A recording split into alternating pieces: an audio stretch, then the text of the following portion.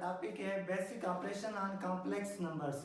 Last topic जो हमने cover किए थे वो थे कॉम्प्लेक्स नंबर है क्या, उसकी हिस्ट्री के बारे में और geometrical representation of complex number और उसकी एक्सप्रेशन या standard form of complex number या रियल और इमेजिनरी पार्ट को रिकॉग्नाइज कैसे करते हैं कॉम्प्लेक्स नंबर में, वो हमने सीखा।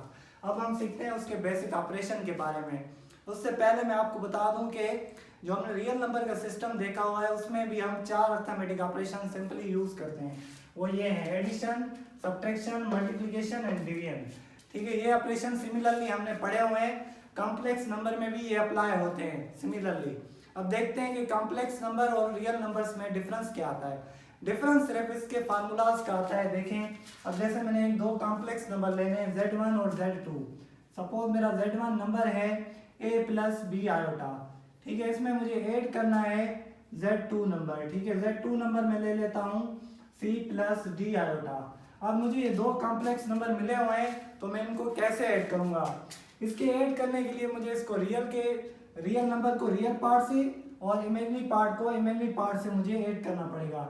Z1 प्लस Z2 ये हमारा इक्वल होगा रियल पार्ट। देखिए हमें पता है पहला पार्ट रियल होता है कॉम्प्लेक्स नंबर में। ठीक है, यहाँ पे रियल पार्ट ए है। ठीक है, तो ए में मुझे ऐड करना है सी।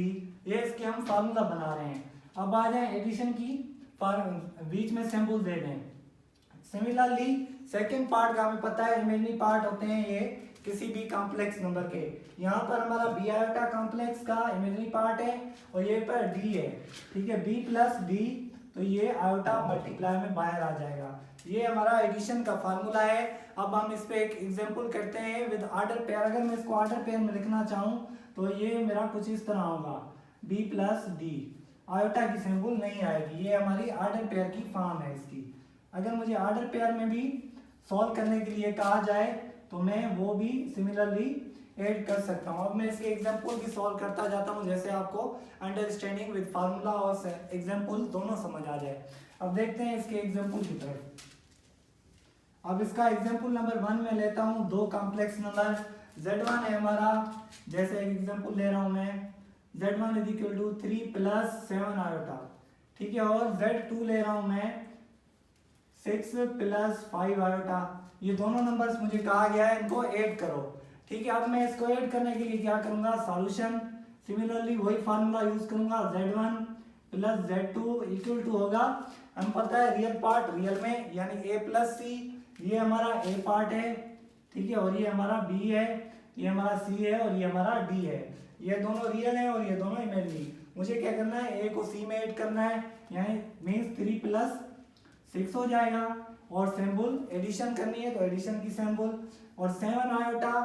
ठीक है, ये हमारा iota 7 iota plus 5 iota, imaginary part imaginary में मुझे ऐड कर देना है।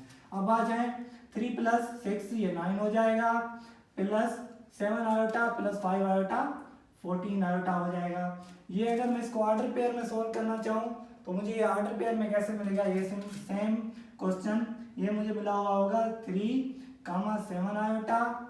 ठीक है, उसके बाद इसको ऐड करना है मुझे 6, 5 आयोटा। 5 को आयोटा नहीं आएगा ऑर्डर पेयर में। ठीक है, अब सॉल्यूशन सिमिलरली वही फार्मूला ऑर्डर पेयर की फॉर्म में 3 प्लस 6 यहाँ पे 9 हो जाएगा, 7 प्लस 5 ये हमारा 14 हो जाएगा। ये हमारा ऑर्डर पेयर का रिजल्ट आएगा, ये एडिशन नहीं यहाँ पे कम आएगी। ठीक है, ये हमारा ऑर्डर पेयर की फॉर्म का ये सॉल्यूशन हो गया।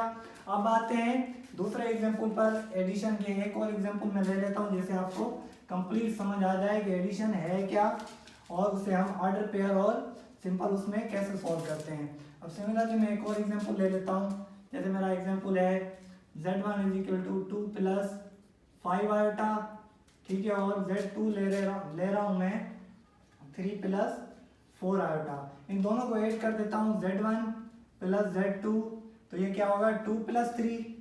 ठीक है, ब्रैकेट में एडिशन की सिंबल दे दूंगा 5 आयोटा और 4 आयोटा। 5 प्लस 4 हमें पता है आयोटा बाहर मल्टीप्लाई कर देते हैं, 2 और प्लस 5 7 हो जाएगा, 5 और 4 9 इंटू आयोटा। ये हमारा आंसर है। आपने साथ में नोट भी करते जाना है जैसे आपको अंडरस्टैंडिंग भी मिलती जाए और आपने नोट्स भी बनाने हैं इसके सारे।